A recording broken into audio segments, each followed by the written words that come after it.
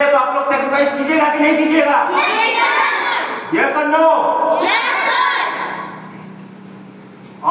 और एक होना चाहिए आप लोग के अंदर सेल्फलेस डिवोशन, बिना स्वार्थ के देश के प्रति भाव, एकदम खुद को समर्पित करना, बिना स्वार्थ के देश के प्रति समर्पित करना, वो सेल्फलेस डिवोशन आप लोग के अंदर होना चाहिए। इसके बाद कौन सा कलर आता है? व्हाइट कलर क्या दर्शाता है? पीस, शांति को।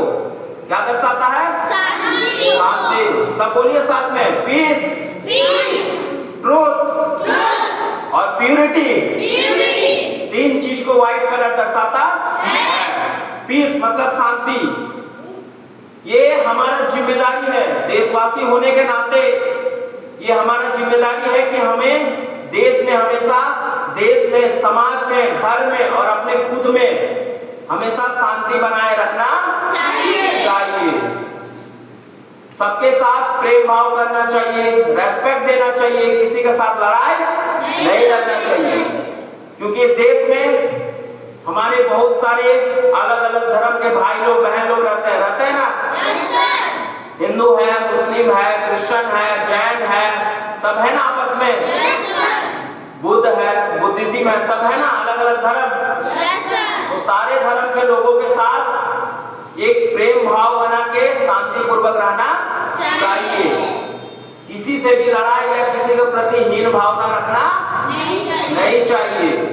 तो ये जो व्हाइट कलर है ये तीन चीज को दर्शाता है। पहला पीस मतलब शांति, ट्रूथ मतलब सच्चाई और ईमानदार हमेशा खुद के प्रति रहना चाहिए और देश के प्रति भी रहना चाहिए। हमेशा खुद के प्रति ईमानदार रहो, देश के प्रति ईमानदार रहो। देश के साथ कभी भी धोखाधड़ी या गद्दारी नहीं करना चाहिए। लेकिन उसके बावजूद भी बहुत सारे लोग हैं ना देश में, खबर न्यूज में हम आखिरकार सुनते हैं कि ये आदमी या ये ऑफिसर या ये किसी के साथ मिलकर देश के साथ गद्दारी करते हैं, धोखाधड़ी करते हैं। लेकिन हमको उनमें से नहीं, हमको उनके विचार को ना अपनाना चाहिए, ना उनके जैसा बनना चाहिए। खुद को देश के प्रति, क्योंकि सैफरन कलर क्या बोलता है? बिना स्वार्थ के देश के प्रति समर्पित करना। तो जब तुम बिना स्वार्थ के देश के प्रति समर्पित करोगे आप अपने आप को, तो उसमें क्या आएगा? ईमानदारी और सच्चाई अपने आप आ जाएगा, अपने आप आ जाएगा। उसके बाद प्यूरिटी, शुद्धता। जैसे हमारे झंडे में कोई मिलावट नहीं है, तो अपने अंदर भी हमें कोई मिलावट नहीं करना चाहिए या नहीं रखना चाहिए। खुद पे प्यूरिटी लाओ, खुद को शुद्ध रखो। प्यूरिटी हमें यह दर्शाता है कि अपने अंदर ना हिंसा भाव करना चाहिए, ना हीन भाव को रखना चाहिए। इस सबको खत्म करके खुद के अंदर क्या लाना चाहिए? शुद्धता, प्यूरिटी लाना चाहिए। तो ये सारे देशवासियों के लिए, ये जो झंडा है, फ्लैग है, बहुत ही सोच समझ के ये कलर डिसाइड किया गया है। सारे कलर का अपना अपना एक रिप्रेजेंट है, सारे कलर अपना अपना एक दर्शाता है कि इस कलर का मतलब क्या है। समझे? Yes sir. उसके बाद कौन सा कलर आता है? Green colour. कौन सा कलर? Green colour. तो ग्रीन कलर हमें क्या दर्शाता है? प्रॉस्पेरिटी दर्शाता है, ग्रोथ दर्शाता है। ग्रोथ मतलब आगे बढ़ना। इस देश में जितने भी लोग हैं सबको लेके आगे बढ़ना और देश को भी आगे बढ़ाना, ये ग्रोथ दर्शाता है। और क्या दर्शाता है? कनेक्शन टू अवर फर्टाइल अर्थ, मतलब जो हमारा जो हृदय का कनेक्शन है, हमारा जो आत्मा का कनेक्शन है, वो हमेशा इस प्रकृति से, इस जमीन से जुड़ा होना चाहिए। हमें जितना इस झंडे से प्यार है उतना इस देश के मिट्टी से भी प्यार करना चाहिए।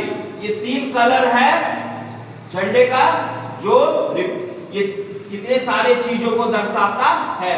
ये वो भाव है, ये वो गुण है जिन्हें हमें अपने अंदर लाना चाहिए। तो फिर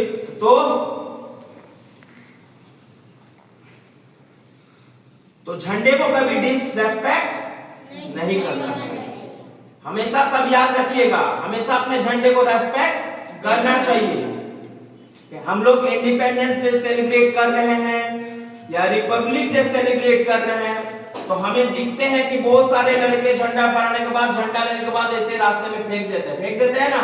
यस सर। लेकिन हम उन्हें देख के भी उनको झंडे क्या करते हैं, उठाते नहीं है, पिकअप करते नहीं है। हम लोग को भी सोचता है चलो गिरा हुआ है, पड़ा हुआ है, चले जाने। तो ये क्या शो करता है, डिसरेस्पेक्ट शो करता है। इससे क्या पता चलता है कि आपको जो एक देश के प्रति समर्पित होना चाहिए वो आप पूरी तरीके से समर्पित नहीं है। तो अब के बाद से कभी भी कोई भी झंडा गिरा हुआ मिले, या घर में भी देखने को मिलता है कि जो कपड़ा का झंडा होता है उससे बाइक को पोंछा जाता है, साइकिल को पोंछा जाता है, घर में पोंछा जाता है, लगाया जाता है ना। तो उसको एकदम, अगर आप लोग देखिए घर वाले अगर नहीं समझते हैं तो आप लोग का जिम्मेदारी है घर वाले को समझाने का कि झंडा के प्रति हमें कैसे रेस्पेक्ट दिखाना चाहिए। और कहीं पे भी झंडा गिरे हुए मिले वो आप लोग का कर्तव्य है उस झंडे को उठाइएगा और अपने साथ लेके जाइएगा। ओके, अगर किसी को फेंकते हुए देखने को मिले तो आप लोग का कर्तव्य है कि उसको टोकिएगा और रोकिएगा। समझ में आया सबको? Yes sir. तो मैं इसी के साथ आज मैं मेरा अपना वाणी समाप्त करता हूँ। थैंक यू और जय हिंद। सब बोलिए साथ में, जय हिंद, जय हिंद, जय हिंद।